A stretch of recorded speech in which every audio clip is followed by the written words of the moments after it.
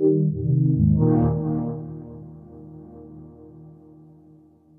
folks, Andrew here, and I'm here with Matt, and we're going to be talking about Street Fighter V. Matt, how are you today? I am doing absolutely fantastic. We're very happy to allow everybody to come in and have some hands-on time with Street Fighter V.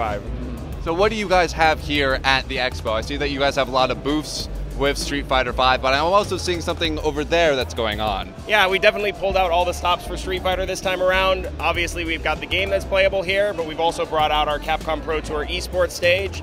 So we're doing pick-up and play tournaments throughout the show, some pro player exhibitions. We even had an editor exhibition go down a little bit earlier today.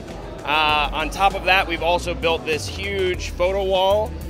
You can pose with your favorite Street Fighter characters and it will take photos. It basically takes a 360-degree photo, just like bullet time. You can rotate it around. It's great for sharing online. We've had a packed line out there the entire show, so a lot of really fun things for Street Fighter fans here at E3. That's awesome. That's actually really cool that you're doing that. So how has the fans been reacting to Street Fighter V so far? Oh, it's been surreal. This is pretty much the most positive I've seen the fighting game community rally around a product. So we've got a lot of really great feedback here. People are super excited for what we have in store for them for Street Fighter V, so I think we're off to a really great start.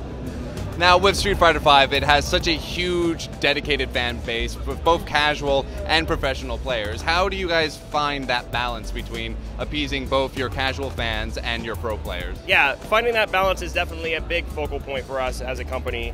And actually the variable system was really designed with that in mind. So the variable system is the new core gameplay mechanic of Street Fighter V. It's really easy to execute, so it allows you to do 3 different things. The first is a V-trigger. That basically allows you to unlock the true potential of your character. It can allow them to make a comeback.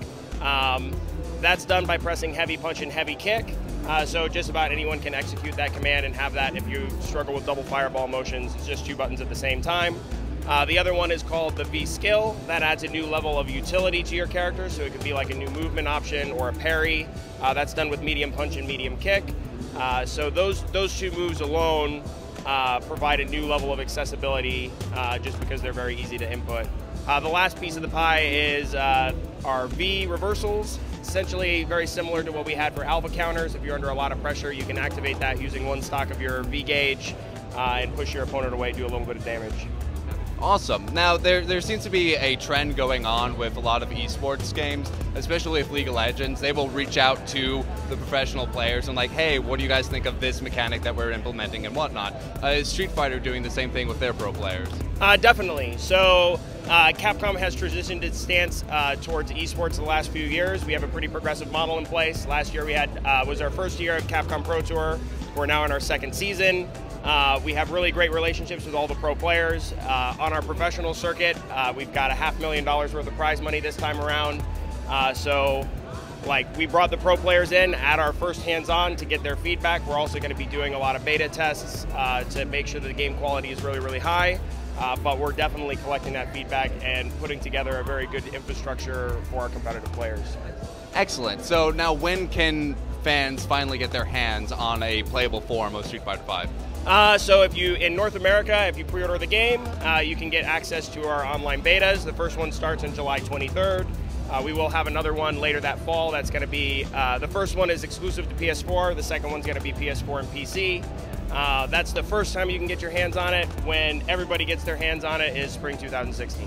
Awesome. The game looks fantastic. Thank you so much for your time. And for more content like this, go to shacknews.com.